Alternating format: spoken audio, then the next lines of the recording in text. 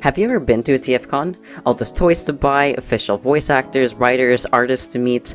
I'd never gone before and didn't fully understand what happened at a TFCon. I'm also pretty bad at keeping on top of Transformers news, so I didn't even know there was going to be a TFCon in Toronto in December. I should really know better, because I am Canadian, and this was in my province. So it was from December 10th to 12th. Yeah, I know it was 2 months ago, but I've been slow on my videos lately doing school and work for my game Mercy. TFCon ran Friday, Saturday, and Sunday. It is already the end of Friday. It's actually midnight, so it's Saturday and I'm lying in bed going to check my messages before sleeping. I pull up my phone and I see my mom has sent me a message on Facebook. It is a link to TFCon that she, I have no idea how, found before me. I almost ignore it because I'm so tired, but I click on it and unblur my eyes. TFCon Toronto started that Friday evening and will continue to the weekend Saturday and Sunday. No way that's happening, huh? One day already passed and Toronto is 400 kilometers away, at least a 5-hour drive, and I have no car. Oh, but then I peer at the list and I see Alex Milne is gonna be there. Then I think to myself, I could meet this madman artist and tell all my friends about that. I think about this for 15 minutes and one thought doesn't leave my mind. I just need to know. I need to ask Milne if he's into the gig commissions he draws or if he just does what he's paid to do. For all my friends, I wanted to specifically ask Milne about this certain image of Overlord wrapping a tongue around Japan's neck because this picture has got some splaining to do. You know, there are just things in this world that need answers, and I might forever regret not asking when I had a chance to. At this point, I've turned on the lights, I'm pacing in my room. Can I even get to the convention on time? Is it worth the effort, or will I forever hate myself for missing this opportunity? I opened up the website for booking train tickets and I checked the times. A morning train with a 5-hour ride would get me to TFCon halfway through Saturday around 3 p.m. The train costs $200. That's just one way. Bloody hell, I'm still pacing. It's past midnight, and then I just think, fuck, I will totally regret not doing this, even if all I get is a day and a half at TFCon. I booked the TFCon ticket, I booked the train tickets, I booked the hotel, I packed my suitcase at 1 a.m. and I wake at 6 a.m. to skedaddle my ass to the train station. You want to talk about impromptu adventures? I forgot to mention that I have exams next week starting Monday. But yeah, I threw my textbooks into the bag, I rushed out into the freezing rain, and every surface is covered in ice and things are dangerous. But I make the bus, I make that train, and I study all the way to Toronto. It's 2 p.m. and I'm desperate to get to the TFCon, so I blow even more money on an Uber. But I did it. In 12 hours, I went from not knowing there was a TFCon to traveling 400 kilometers to reach it. Unfortunately, I just missed the costume contest, but I arrived at the hotel because that is where the TFCon actually takes place. I hurled my shit into my room and I changed my clothes because at that point, I was a soggy, sweaty mess who wasn't going to drag myself to Milne like that. The point is to ask gay questions and not seem crazy. So I come downstairs, but this was my first TFCon, so my heart was pounding. I'd already looked at the list of events and things they had, and I looked up every name I didn't know beforehand on the train. I got my wristband, and basically skipped into the convention like a gleeful child. I saw this humongous room to the right side just filled with tables of toys, but I didn't go in right away because I saw the tables to the left side, with the writers and the voice actor guests. And the tables then looped around the corner ahead, so first I wanted to follow that. I walked past the other guests on the hunt, and that is when I instantly turned and saw Alex Milne at his table. I was slapped of shock because I wasn't actually expecting I'd crash into him that fast. I just kept walking, full of excited energy. Damn, but there he was, but how on earth do I introduce myself and get to the weird questions without coming across as weird myself? Like, I'm weird in my own way, of course, but I'm not a thirsty fan, so I need to present myself as different. So I just take a quick pic to send my friends like, yo, I did it, I came to TFCon, and now you're jealous. Then I keep walking, and get slapped with more shock when the next table, or a few tables down, are selling Overlord dank memes. I haven't even been at TFCon for 5 minutes, and I already found Overlord. I found my people. Now, if you don't know who Overlord is yet, you stay on my channel, and oh, you will. You will. Overlord is a character who slowly grew on me for being dramatic and handsome despite being an evil bastard. There is a small but very strong fandom for him, and here I was to freaking represent. Oh, we are not done yet, because Overlord is going to become the heart of this bizarre adventure, the same way as Dio is in JoJo. Because after all, we all know that Overlord is Dio. I always see Overlord as the Dio Brando of Transformers. Yes, very apt description. I don't know that reference. The only thing I'm missing is him doing a Muda Muda Muda. So now I take some time to explore the massive room with all the toys, though I don't actually collect myself. I did decide though, if I saw an Overlord figure of any sort, I was going to buy it and likely save it for a friend. I looked around carefully, and it was crazy seeing all the Transformers Prime figures, like every Predacon, but of course the super old G1 figures that looked brand new. Once I had calmed down a bit, I went outside and talked to the Transformers fans, who had their own tables to sell things like art and stickers. It was a warm-up for me, and there was a lot of more than meets the eye stickers, postcards, I think keychains too. Some people had large print posters. I went to the Overlord fans and asked them about why they liked him and what the hell inspired this. They told me it was just the Patrick Star Peridot meme, so I looked that up. And then I slide over to Milne's table, and he has poster prints for sale and actually 2 books with pages from More Than Meets the Eye. I ask if it's okay to touch them, then I flip through and internally get excited because Japan is spotted and the DJD are torturing Black Shadow. Because I was shy, I really just wandered around the convention wanting to talk to Milne, but not sure how. See, this artist is pure focus. I was intimidated. I didn't want to be annoying because he was so concentrated on what he was drawing. But as I linger around, someone comes in to Milne to ask for a commission. This person actually hands Milne their phone with a picture on it, and immediately Milne gets to work. And it is fucking magical. He's just drawing super fast. I talked to the other fan who commissioned Milne, and then I seriously considered doing it myself.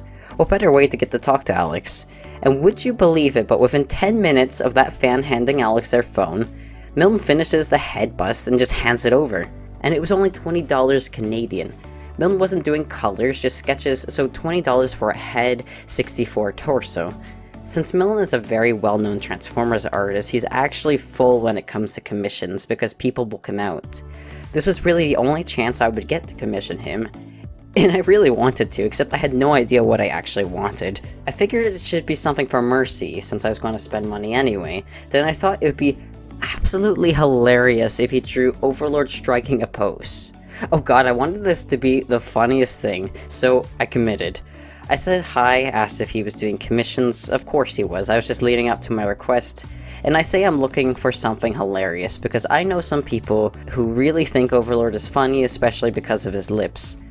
I say I would like to see him draw Overlord in Transformers Prime style, based on the design another artist drew. I low-key play it off as I'm doing this for other people, definitely not me. Definitely not me. Oh, Milne could probably see right through me, just imagine the fans he deals with. So I ask for the torso, the $60 one, and then Milne asks what he should be doing. And I said something along the lines of, oh, I don't know, blowing a kiss. Milne confirms, just blowing a kiss, huh? And this is when I say, something like this maybe. And I have my mask on, but I strike this pose exactly. So Milne just gets started, and I take the chance to ask questions. I mean, I have a list in my head, but I want to go from the tamest questions to the most scandalous ones.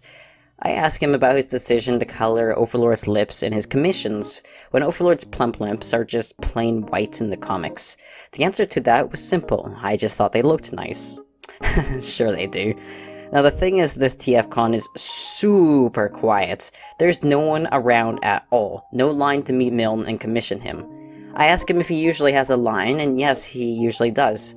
I realize this is a special year because I can just keep commissioning him as much as I want and not take time away from other people. So I messaged some friends and asked them if they want any Milne commissions while I'm here.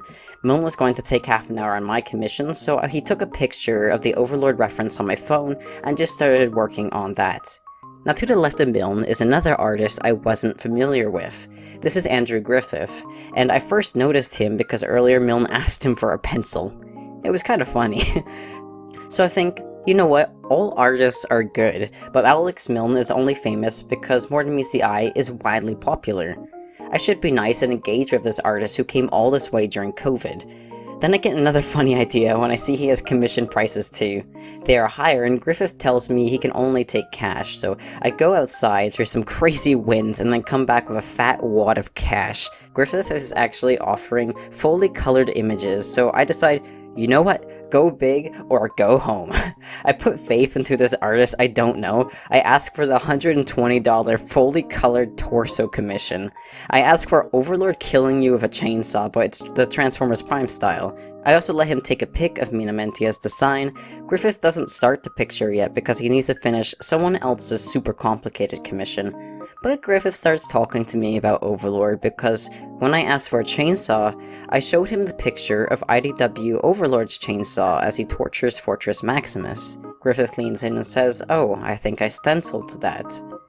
I was surprised, really? And then out of nowhere, oh my god, I love Griffith for this, he says, "Hey, do you want to hear a funny story?" Without skipping a beat, I say yes.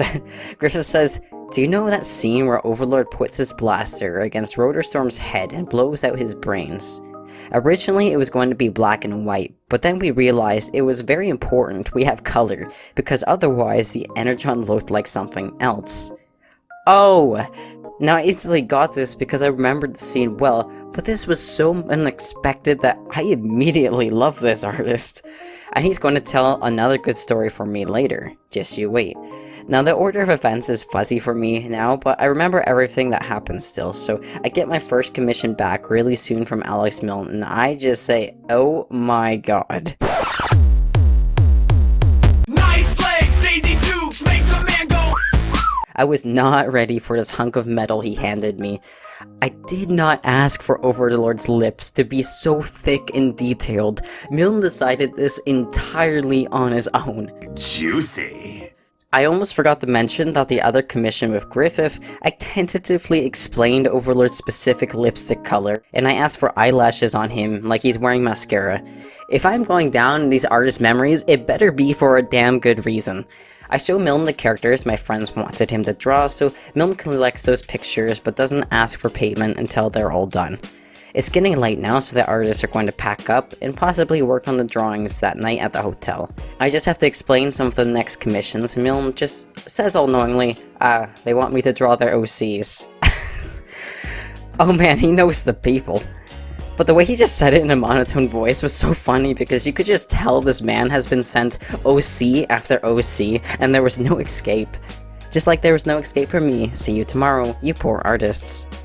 Now though the artists were packing up and the toy room was closing, the night was young and there were events scheduled in the panel room.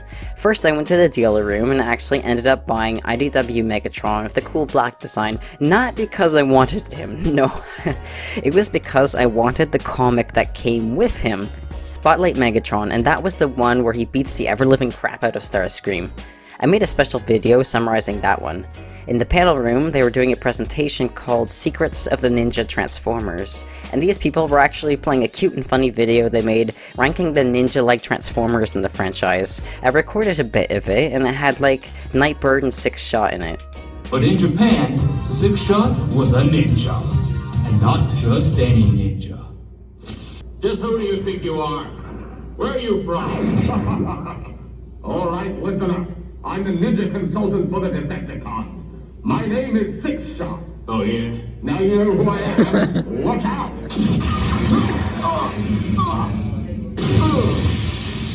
That's right. Six Shot is the Decepticons' ninja consultant. And while some may see comedy in this statement, I see a valid profession. This comes from the infamous English version of the Transformers Headmasters anime series, which was made to air in Asian countries where English is spoken.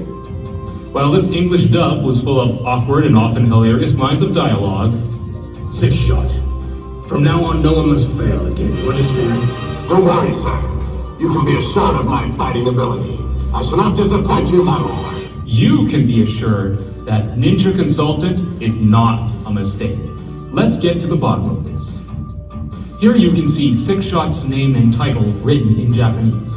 This kanji says Ninja Sanbo. The word Sanbo can mean staff officer, like in the military, which is probably what they were going for here. But it can also mean advisor. So Ninja Consultant is a perfectly acceptable translation and an awesome job description. After that, they started playing Wheel of Fortune, but the words were relating to Transformers characters. Oh, I do in fact have a see on the board. I sat around and watched this one for a bit, but it finally hit me that I'd basically gone the entire day not eating. This is a continuous problem for me during the weekend because I'm so excited and I don't want to miss anything in my limited time at the convention. I don't really remember eating on Sunday either. There are always panels going on that I want to see, and I was always excited to rush back to the artists to see what they had done for me. So only when I got bored of watching Wheel of Fortune, I go to the hotel's restaurant to order dinner. They place a drink menu in front of me, and I snort to myself because the hotel was just appealing to the nerds they invited in. These were the characters who had voice actors there as guests, but I don't drink sadly, so I can't report drinking a Perceptor. After that, I hung out in my room, studied for my exams, messaged people on Discord, and then stared at my Overlord drawing. I was still so full of bouncy energy that I was nearly squeeing for having so much fun in half a day and still having tomorrow. Oh, this was worth it. This was so worth it. Morning came soon, and things were going to start opening again at 9, and on little food and sleep, I skip in, and you know me, I go right to the artists. Both had taken the time to rest that night, so nothing was drawn yet, but I had plenty of time because something else big was going to happen. That morning, I had checked my little post on YouTube that announced I was coming to TFCon in case anyone wanted to meet me. And would you believe it, but UltraPrimal messaged me that they were going to be at TFCon. UltraPrimal was someone I had seen around on YouTube who was rapidly posting reviews of Transformers episodes from a bunch of different shows. You might have actually seen them too, considering that their subscriber count is so high and will only get higher after this video. Wouldn't you believe it, this other YouTuber is actually working as a staff member at TFCon Toronto. Also, while you're at it, check out her tablemate, Miss Fairy Arts. Emperor Kumquat and I were shopping at your table. And I wish I picked up more stuff from both of you. All of your stuff is so cute! So I write back what I was wearing, and I hang around the dealer room asking every table if they have Overlord figures. I'm shameless, what can I say, but it was really for Cup of JJ's sake, who runs a big Overlord blog on Tumblr. Just as I finish that, UltraPrimal actually finds me, and we immediately get into long conversations about Transformers, our channels, and ourselves. UltraPrimal actually made TFCon way better, and Sunday was about to be the best day of the convention. I get to ask special staff questions too, like what's it like volunteering, and I hear that normally there is 10 times the amount of people at these cons. Yep, I am very lucky to have the artists all to myself. I hear some funny stories about how the special guests behave or act like divas, and I basically just spend the next 5 hours hanging out with UltraPrimal while running away to the panels every now and then. They got to see me hanging around Andrew Griffith and Alex Milne like a mosquito because now Andrew Griffith was drawing my fabulous Overlord and a chainsaw commission. Your soundtrack too. Very appropriate for what's happening. And Milne was still doing the OC commissions for my friends. And compared to yesterday, Milne really opened up. I strategically asked for a new commission for someone, knowing that the concept of their OC was a good opportunity. I told Alex, yeah, I bet you get a lot of weird commissions all the time and you're used to it. A lot of ships, huh? And he confirms, and normally Alex is a person of few words, hard to get responses out of. Now I ask him, do you ship anything and get into what they ask you to commission, or do you really just do it because they're paying you?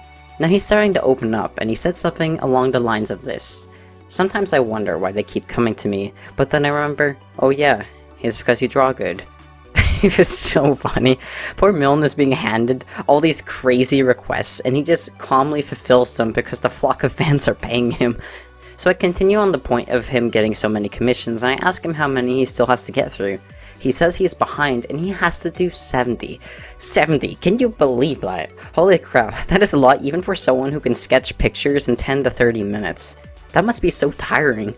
Now Milne says he doesn't actually have ships of his own, but then I see I've reached the chance to ask about the Overlord and Japan drawing. I ask Milne if people are specific in their requests or he just makes things up. He says he really just makes it up and he'll get requests like make these two a romantic couple. On my phone, I finally pull up the cursed image and I ask Milne, did you draw this? He leans forward to squint at the picture, then he leans back and says, oh yeah. And now I want the details. I ask this man why. The story was this: a specific person he knows was an overpants shipper, and this wasn't the only time they commissioned him, because there's another picture just less horrifying. This person was paying different artists to create an Overlord times Japan doujinshi. For those who haven't read More Than Meets the Eye, Overlord and Japan don't have any interaction except for when Overlord busts down the door, shoots Japan's apprentice, and kidnaps Japan to teach him how to read people's memories. Not the most romantic thing, right? Kidnapping. So anyway, this person asks Milne simply to contribute a page and make Overlord and Japan a couple.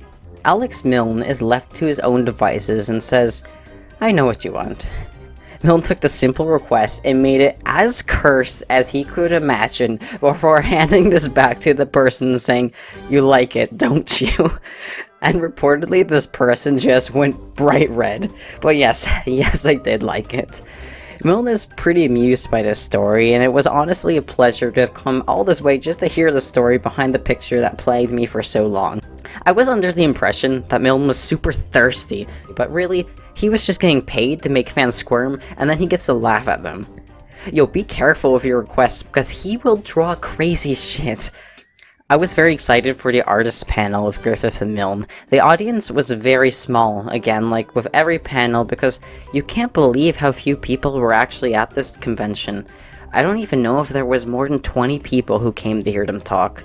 I recorded some more, but my favorite part was Alex Milne's story of woe of how other artists kept ignoring the concept art he already drew, or James Roberts forgot things, and that is how Rung became an ornament instead of a communications buggy. I laughed so much when Milne talked about how the writer of More Than Meets the Eye was considering that Rung would literally just transform into a ladder, and I clipped that for another video on YouTube, which I already posted. When it came time for questions, I actually asked my friends if they had any. I went up to the mic with a list of questions, including what the artists' favorite panels they drew were, and how they became artists. The answers were long, so I'll just clip some parts, but the coolest part was that Griffith said he got into drawing Transformers just because he submitted art for a cover contest. Isn't that inspiring? It's kind of similar for me, because I had gotten noticed, I had posted things like DeviantArt, and I had done the Transformers Mosaics fan project, and then they had like a big covers contest, like be the next IDW cover artist thing. And I did pretty well on that. And then I just got an email one day from Chris Ryle, the editor, and he was like, "Do you ever draw movie Transformers?" And I hadn't at the time. So I did up some quick sketches like Starscream and Bumblebee. And I remember I did one where like movie Bumblebee was holding like a VW bug. And then that eventually led into me helping out on Defiance. When it got behind, they brought me in to help ink and help do some pages. And then that led into me doing Foundation. So that's kind of how I got started, was also the movie stuff. Can you still draw any movie characters from memory? I might still be able to draw a movie Megatron from memory. I was happy to engage with the artists because I really wanted it to be worth their time coming all this way, only to meet so few people. After I sat down, there were more questions, so they got their time filled. Just as the panel finished, a person sitting behind me asked, "Hey, do you have a YouTube channel?" And I said, "Yes, I do."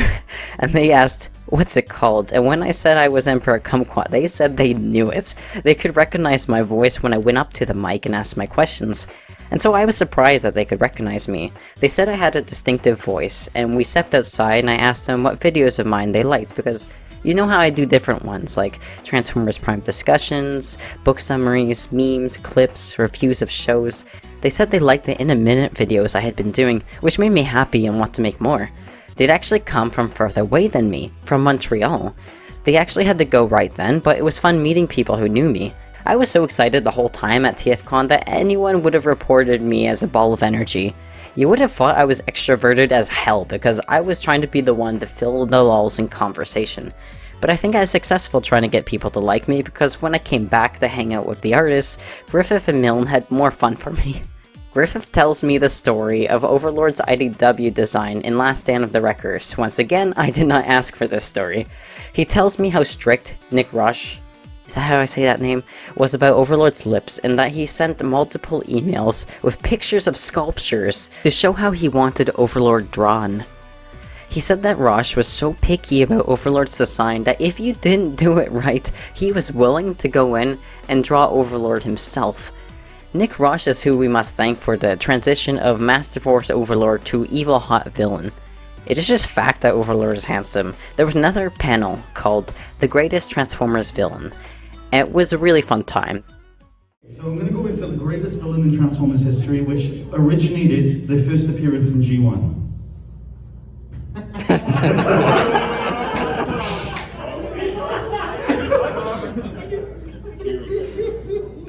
Optimus Prime, Generation 1 Optimus Prime. Now you may think, no, he's the hero.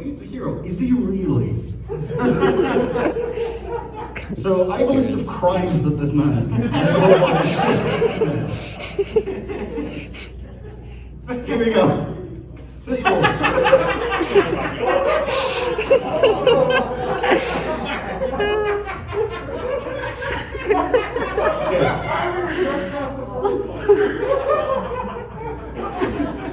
Sorry. The taker of rocket packs. He actively demanded to take Sideswipe's rocket pack. Did Sideswipe know what was going on? No. He also was a zombie twice. Like, he came back from the dead twice. Like, that's not something that you would trust. Would you trust something that came back from the dead twice? Yeah. I was hoping back to sorry. Would you say a very honorable mention would be IDW Overlord? He's got a lot going for him. Very evil, very dramatic, hilarious, and handsome. He is fabulous. He is fabulous. I always see Overlord as the Dio Brando of Transformers. Very apt description. I don't understand that reference. The only thing I'm missing is him doing a muda. But You were even voiced by Patrick Saints in the. I get in Titan's Return, which is a bit of a shame because I was hoping really for Patrick Say's Dio voice, and we ended up getting his Colonel Sanders. So we're pretty much in the back. The real villains are lobsters! Lobsters! Lobsters are a very solid zeroth place. They're indescribable, they can't be ranked. I'm very lost. Can I just say Overlord, I think, is actually a very solid, I would argue for, is 6th place, because Overlord's a phase 6er. Turns also a phase 6er. What's also nice with Overlord is, like, if he doesn't like it, he can just detach his pants. Overlord may be an obscure character who most don't know, but when you know him, you understand just who he is. I mean, come on, even Andrew Griffith was selling Overlord prints, and I had nothing to do with that. Get with the program, make this the next villain of a Transformers show. And now Milne, oh Alex. I must have cracked this man's shell. I did not ask for shit. I was just hanging around and he's like, hey, do you remember asking me if I had a ship? And Alex Milne whips out a hot motor oil from his bag. Hot motor oil is a collection of Steamy Transformers drawings that was sold before. I could not believe he just had the copy on him, and then he just fucking flips to the back and shows me a picture of Star Drive and Bumblebee. Star Drive is infected by the Direwrath and has these tendrils. Alex just tells me, yeah, this is kind of my ship, and says something like, she has these tentacles and is wrapping a Bumblebee. He's into it. Alex, oh my god, I was dead. But then Alex is quickly flipping through the book and I see flashes of gay art. Alex is talking, but I'm just standing there in a state of shock. I was not prepared. I did not ask. Then I hear something before he says, sometimes the robots just suck face. Alex Milne, oh my god. I was wheezing, holy crap. He was so quiet yesterday, and it was really hard talking to him. He just changed into this thing without filters, and I was honored that I was blessed to experience this. The things he said that Sunday are so wild that I'm here like, who is going to believe me that this actually happened? Is this crazy enough for you to believe it is true? I tell Milne I would buy the book as a joke, but he says he wasn't going to sell it because it was the only copy he had left, though the book was misprinted and the pages were out of order. It was surprising that it was all he had, but when asked, Milne said they might print more and sell them at another convention. I want to see the horrible cursed images because I don't think I've seen them all online, though I have seen a few. And that was the glorious end of my Milne stories because I got back all my commissions and he was ready to head out. Griffith was not able to finish the Overlord commission now, so I wrote down my name and address for him.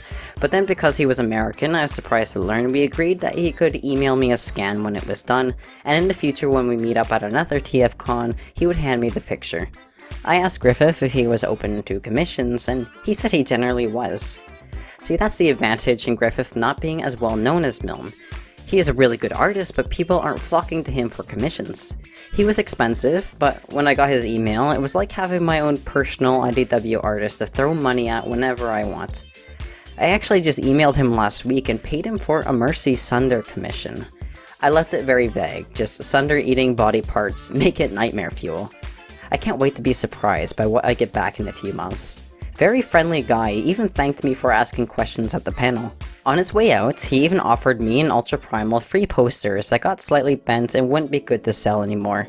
I personally didn't take any, but Griffith just wound up making my weekend so much better, even though I came there not knowing who he was. I did a little more shopping too for my collection. I went back to the fans who had the tables selling like the stickers and keychains and stuff, and there was like a cute rung one. So I bought like a little rung sticker, but then out of nowhere, of the kindness of their heart, UltraPrimal just bought me a rung postcard. So I have that too now with my collection of Overlord dank memes because I couldn't resist buying 5 of them. So that was a spectacular time, and here's my goodie bag. Once I see online that Griffith is confirmed to be attending TFCon Toronto 2022, I will email him and ask him to bring my 2 commissions. It actually amuses me a lot that this poor artist is literally stuck right now with a fabulous Overlord picture. Overlord with metal mascara and lipstick, and he can't freaking get rid of it, so it's hidden somewhere in his home. I live to plague the lives of Transformers artists now. So that was a super fun time, and actually I wound up getting UltraPrimal's contact on Discord, and we've been watching Rescue Bots Academy together every week. It seems like we'll do collabs in the future, so that is something to look forward to too. Also, out of the blue, Commode and Cam started messaging me on DeviantArt, and now we've actually been chatting on Discord too. It's very nice meeting the other YouTubers, and we're all just friendly nerds happy to talk about Transformers with whoever will listen to us. We're gonna talk about Tom from Matumti. He's everything Megatron is and more. He turns into a Tark or a tank. I feel bad for the new comic artists who might show up next time only to get tackled by me waving a wad of cash demanding Overlord pics. Yeah, I see myself commissioning all of them at the same time for Overlord just to laugh maniacally as I compare what they all came up with. So yeah, that's my argument why Prime's the greatest Transformers villain.